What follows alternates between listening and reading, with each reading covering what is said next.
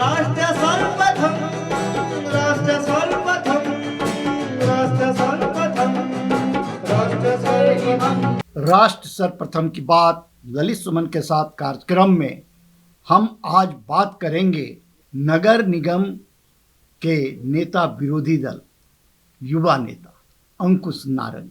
अंकुश नारंग जी जमीन से जुड़े हुए युवा नेता हैं और आम आदमी पार्टी के प्रारंभ से लेकर अब तक की यात्रा के ये गवाह हैं और दिल्ली नगर निगम में नेता विरोधी दल के रूप में अंकुश नारंग आज विराजमान है।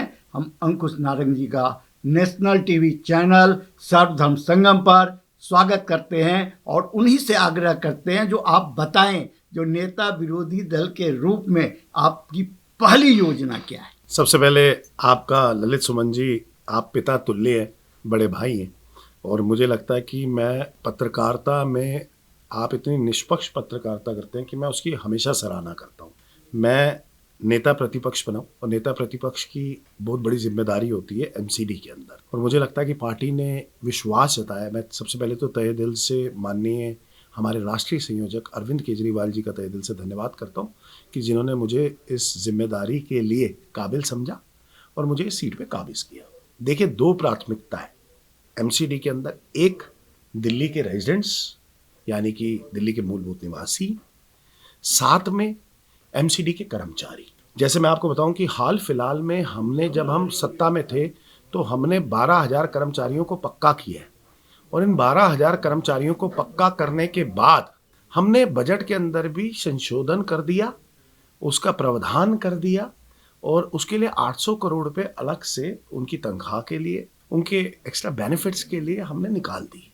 लेकिन वो फिर भी अभी भी फाइल कमिश्नर के यहाँ पे धक्के खा रही है। ये कमिश्नर साहब भाजपा के दिशा निर्देश के हिसाब से काम करते हैं और उस हिसाब से फाइलों को पास करते हैं। ये हुई कर्मचारी की बात। दूसरी बात, दिल्ली के रेजिडेंट्स के लिए आपने सुना होगा, हमने हाल फिलहाल में हाउस टैक्स, जितने भी 100 गज से नीचे मकान है उनके लिए हाउस टैक्स माफ किया था हमने इस वर्ष का। 100 गज से जो 500 गज के मकान थे उनका 50% किया था और इसके अलावा जिन्होंने पिछले वर्षों में हाउस टैक्स नहीं दिया उनको ये कहा था कि इस वर्ष का हाउस टैक्स दे दे। तो उसमें क्या होता कि रेवेन्यू अब बढ़ने लग जाता। रेवेन्यू बढ़ाने का इनके पास कोई समाधान नहीं है। जहां रेवेन्यू बढ़ाने वाली हम स्कीम भी लाते हैं कि हाउस टैक्स जो इतने कहते हैं डिफॉल्ट के केसेस है, वो केसेस क्यों होते हैं जानने वाली बात है। लोग अपनी सेल्फ असेसमेंट करते हैं, इनको लगता है सेल्फ असेसमेंट गलत करी हुई है, एमसीडी के अधिकारी इनको नोटिस भेज देते, लोग हाउस टैक्स भरना बंद कर देते हैं। लेकिन फिर भी ये लोग नोटिस भेजते हैं, उसके अगेंस्ट में हमने कहा कि 1 साल का भर दे ताकि पिछले वर्षों का खत्म हो जाए और आने वाले सालों में और रेवेन्यू बढ़ता जाए। इस साल भी बढ़ेगा, आने वाले सालों में भी बढ़ेगा और वो दिल्ली की जनता के लिए और बाकी सब लोगों के लिए इस्तेमाल हो सकता है। फिर भी ये फाइल भी पास एमसीडी हाउस से हुई, लेकिन हाउस टैक्स वाली फाइल भी, प्रॉपर्टी टैक्स वाली फाइल भी, व्यापारियों के लिए प्रॉपर्टी टैक्स का लाए थे कि व्यापारी दिल्ली के व्यापारी हैं, प्रॉपर्टी टैक्स का ले आए कि प्रॉपर्टी टैक्स 100 गज से नीचे जितना है उनका माफ हो जाएगा। प्रॉपर्टी टैक्स वाली फाइल भी वैसी रह गई। कमिश्नर साहब सिर्फ और सिर्फ भाजपा के उस पर एक्ट कर रहे हैं। साथ में ये जो यूजर चार्जेस लग रहे हैं, यूजर चार्जेस क्या है, जिसके बारे में मेयर ने भी कहा है जो कि वापस लेने चाहिए। देखिए, वो कमिश्नर साहब ने डायरेक्टली इंप्लीमेंट कर दिया यूजर चार्जेस, जबकि उनको करना नहीं था क्योंकि मेयर अपनी सीट पर काबिज था और वो आम आदमी पार्टी का था। क्योंकि वो आम आदमी पार्टी का था इसलिए इन्होंने मेयर से अप्रूवल नहीं लिया। हाँ, 2 मुद्दे उठे थे, एक जो है सरचार्ज का और दूसरा कूड़ा उठाने पर भी चार्ज लगाने का। अगर आपका हाउस टैक्स 850 रुपये बन रहा है तो उसके ऊपर यूजर चार्जेस लगते हैं 1000 रुपये।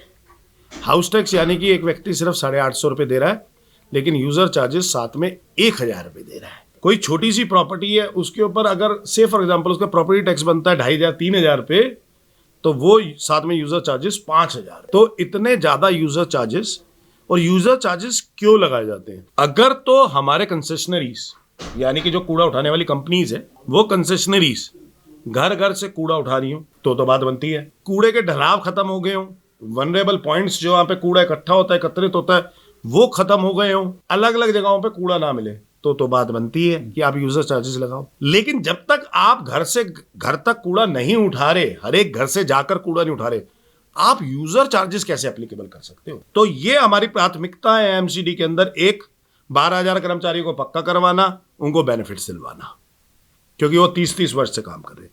दूसरा, हाउस टैक्स और प्रॉपर्टी टैक्स पे ल्यूक्रेटिव स्कीम्स लगाना, ताकि रेजिडेंट्स दिल्ली के मूलभूत निवासियों को फायदा हो सके।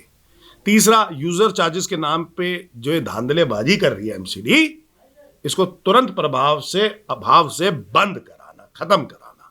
तो ये हमारे बिल्कुल 3 मुद्दे रहेंगे, जिसमें आम आदमी पार्टी पुरजोर तरीके से सदन से लेकर सड़क तक आवाज उठाएगी